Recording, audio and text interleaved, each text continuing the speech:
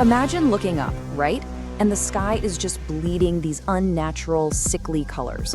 Entire dimensions are crashing into our own, tearing apart the very fabric of reality. Actually, scratch that. This isn't just a superhero battle. It's a full-blown cosmic catastrophe. Today, we're doing a deep dive into the one man who literally stands between existence and total annihilation. Welcome to This Explainer, where we are going to unpack the absolute multiversal anomaly that is Dr. Stephen Strange. So, who truly holds the space-time fabric together? Think back to the climax of Spider-Man No Way Home. I mean, it was visually stunning, but utterly terrifying, right? The sky is literally fracturing overhead. You've got infinite variants from shattered timelines just bleeding into one incredibly fragile universe. It was an apocalyptic convergence. But right in the dead center of that total multiversal collapse, who was holding the space-time continuum intact? One solitary sorcerer, perched up on the Statue of Liberty, using nothing but raw, mystical discipline and absolute willpower to keep reality from just disintegrating. Okay, let's dive into this, because to truly understand Doctor Strange, we really need to stop looking at him as just another Avenger. I mean, look at his baseline feats. He went toe-to-toe with Thanos, who, by the way, was rocking 4 Infinity Stones at the time, and Strange did it completely without the Time Stone. He has magically braced entirely different universes to keep them from splintering, and, he absorbed the Darkhold, the most corrupt, soul-destroying magical text ever created, and he literally just walked away.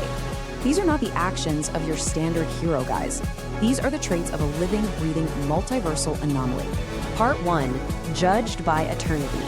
Strange Tales, Issue 138. To really grasp the roots of his impossible power, we've got to look back at the comic lore. So, Strange is facing the existential threat of the dread Dormammu. And what does he do? He does the unthinkable. He travels directly into the realm of Eternity, who is literally the sentient embodiment of all existence, and he asks for a power upgrade to defeat his enemy. But Eternity, a being who routinely judges immortal gods, hands down this staggering verdict: you need no more power. Your knowledge and perspective are your greatest weapons. The physical manifestation of the universe itself looked at Strange and concluded that his baseline power was already absolute perfection. How crazy is that? And, well, Eternity absolutely hit the nail on the head. Just a few issues later, Dormammu actually wages war against Eternity. We're talking entire planes of creation violently colliding in this god-tier clash. And standing right in the epicenter of this massive cosmic destruction, Doctor Strange. Now, keep in mind he was heavily weakened at the time, operating at just a tiny fraction of his normal strength. Yet, purely by casting defensive spells, he survived a blast radius that was literally breaking reality apart. A bit of an overachiever, for sure. Part 2, War of the Cosmic Gods. Sorceress Supreme, Issue 48. Now, what's really interesting about this slide is that his sheer resilience didn't just go unnoticed. The Vishanti, these omnipotent, godlike beings who literally authored magical law, summoned Strange. They drafted him into the War of the Seven Spheres. For context, this is a grueling 5,000-year cyclical cosmic conflict against the Trinity of Ashes. And out of all the beings across all known dimensions, they chose Stephen Strange as their singular champion. Why? Because they knew he had the raw, unrelenting power and the mental endurance to fight continuously for 5 millennia. But here is where it gets wild. Strange flat out refused the draft. He literally tore open a self-created singularity just to flee. And because he was suddenly a free agent, god-tier entities with terrifying names like Balthak, Icon, and Citarac began hunting him down. They fought over him like dogs over a bone. Why? Because his mere presence on a battlefield essentially dictates who wins a cosmic war. Ultimately, the Vishanti entirely stripped him of his titles and powers. And it wasn't out of weakness, no. It was because a fiercely independent mortal holding that level of multiversal authority was simply way too dangerous to be left unchecked. Part 3, Holding Reality Together, the MCU feats. There's this strange misconception floating around that the MCU version of Doctor Strange is somehow massively nerfed compared to his comic counterpart. Well, let's go ahead and shatter that myth by looking at exactly what he pulled off in New York. Step 1, he successfully contained a botched spell of multiversal proportions. Step 2, when those mystical barriers finally did break, he actively held back infinite universe-ending invaders. And Step 3, at the exact same time, he cast an entirely new spell to manually stitch the bleeding space-time fabric back together. He juggled the crushing weight of the multiverse completely alone and pulled it off.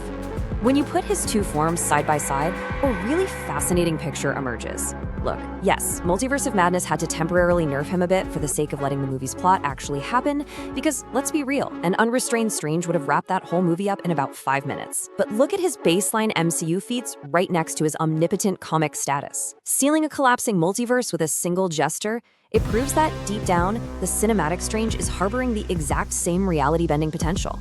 Part 4. The Photographic Mind. Beyond the Time Stone. So let's move to and see how this builds. Because Strange's greatest asset isn't actually his magic, or his relics, or his lineage, it's his mind. Just think about his timeline for a second. Trapping Dormammu in the Dark Dimension wasn't some quick 5-minute parlor trick. He spent an unfathomable amount of time in that loop, fighting a dark god over 1,000 times. That is essentially centuries of mystical training compressed into a closed temporal loop. Combine that with viewing over 14 million alternate futures on Titan, and you quickly realize his unparalleled mental endurance makes him the only being in the MCU who truly understands the architecture of what's coming. His brain basically functions like a quantum supercomputer. He possesses a photographic memory that honestly borders on the supernatural. I mean, in a moment of absolute desperation against the Scarlet Witch, he finally found the legendary Book of Vishanti. He had only a fraction of a second to look at it before the thing was incinerated. But guess what?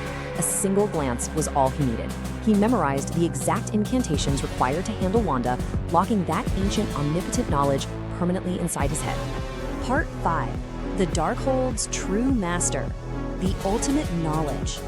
And this right here brings us to the most dangerous development yet. So the crucial point is this. Wanda destroyed every physical copy of the Darkhold across the entire multiverse, right? The books are gone. But the absolute power of the Darkhold, that hasn't been erased. It's simply relocated. It now lives securely and terrifyingly inside the photographic mind of Dr. Stephen Strange, literally manifesting through his newly opened third eye. Armed with the supreme light of the Vishanti on one hand and the absolute corruptive depths of the Darkhold on the other, Strange is perfectly positioned to rival multiversal titans like Dr. Doom. Which leaves us with a pretty chilling realization. Was absorbing the Darkhold not an ending, but the actual trigger for his ultimate evolution? Has Doctor Strange's true multiverse of madness really only just begun? We are staring at a man who can build or break realities on a whim. I'd love to hear your take on this. Let me know your thoughts in the comments below. Is Strange the ultimate wildcard of this upcoming saga? If you enjoyed this explainer, please drop a like, hit subscribe, and consider becoming a channel member. Stay curious, and I'll see you in the next one.